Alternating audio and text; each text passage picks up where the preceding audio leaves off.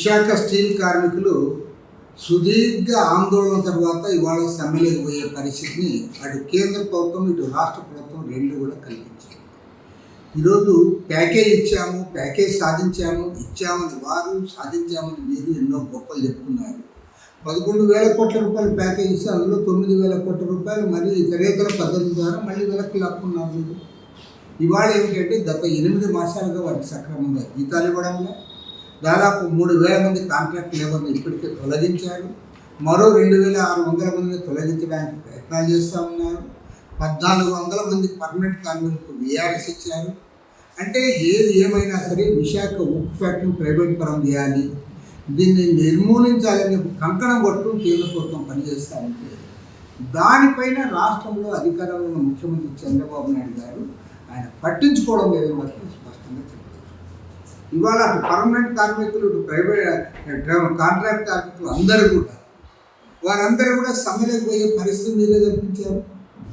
కాబట్టి ఏమంటే గ్యారంటీగా చెప్తా ఉన్నా, ఇవాళ కేంద్రంలో రాష్ట్రంలో అధికారంలో ఎన్డీఏ ప్రభుత్వం వల్ల డబుల్ ఇంజన్ సర్కార్ మీద ఏదైతే మీరు ప్రచారం చేసుకున్నారో అది పేపర్ మీద ప్రచారానికి పనికొస్తూ ఉంది తప్ప ఏమాత్రం కూడా రాష్ట్ర ప్రయోజనాలు కాపాడడం లేదు.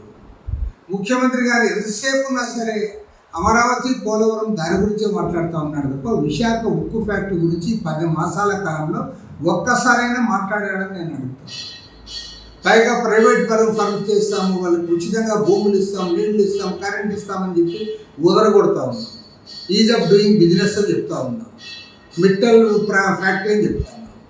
కానీ ఇవాళ పోరాడి సాధించుకున్న ప్రాణ త్యాగాల బలిదానంతో సాధించుకున్న ఫ్యాక్టరీని ఇవాళ దాన్ని మూసేస్తూ ఉంటే దానిపైన మాట్లాడకపోవడం శోచనీయము.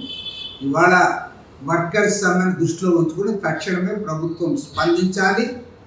వారి సమ్మెను నివారించి దాన్ని ప్రైవేట్ పరం కాకుండా దాన్ని కాపాడడానికి ముందుకు చర్యలు చేపట్టాలని డిమాండ్ చేస్తూ ఉన్నాం.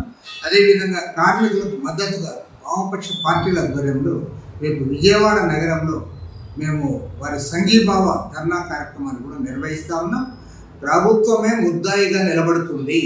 విశాఖ స్టీల్ ఫ్యాక్టరీని కాపాడుకోకపోతే మొత్తం చంద్రబాబు నాయుడు ఏం చేసినా, ఏం అభివృద్ధి మాటలు చెప్పినా ప్రజలు నమ్మరు కాబట్టి ప్రభుత్వం స్పందించాలని చెప్పి సిపిఐ తరఫున డిమాండ్ చేస్తారు.